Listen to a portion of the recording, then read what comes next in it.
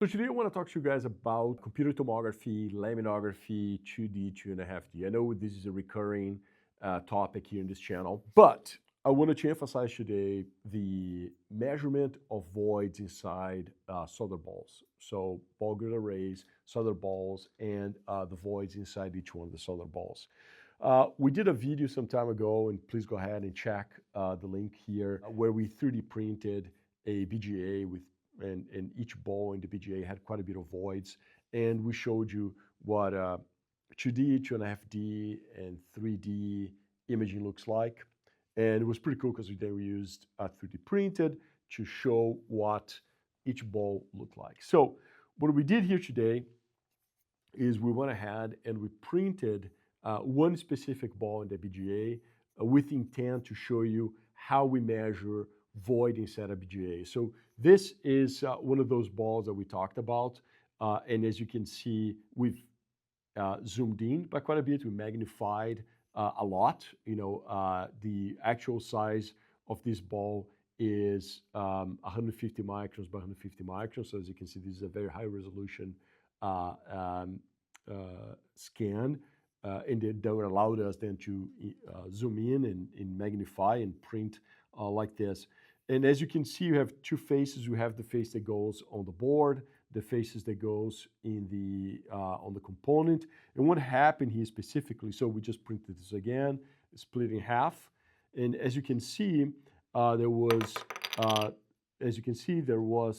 flux trapped inside the solder ball that with temperature exploded or popped, right? Because there was air and water trapped inside that solder ball, and as a result, we had air going out from the top and from the bottom. Now, if you talk about, if you want to talk about measuring the void inside the BGA, we usually, when you talk about void measurement, we talk about a two-dimensional measurement. We talk about an area, right?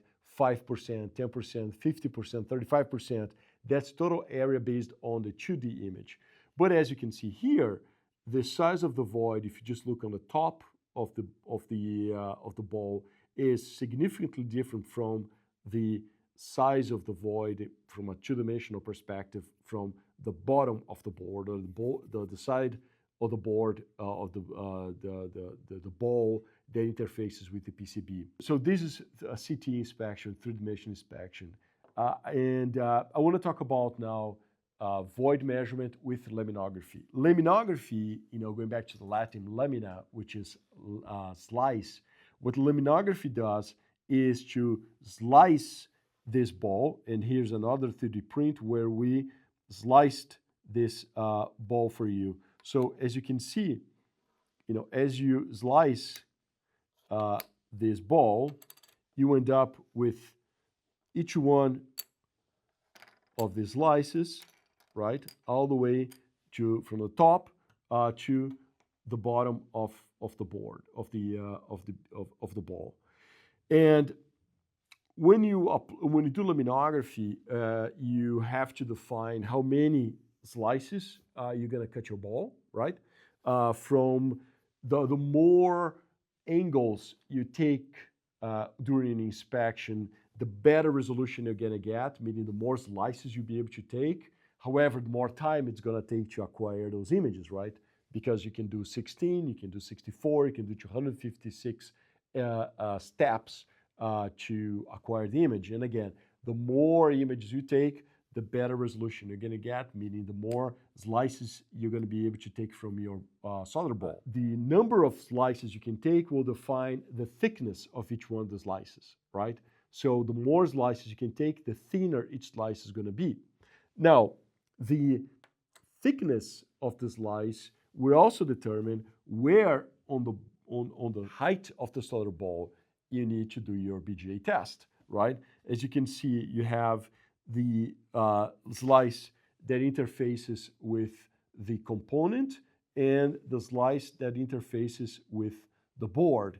And they, in this case, have very different void measurements. If you look at the area, right? This void is much bigger than that.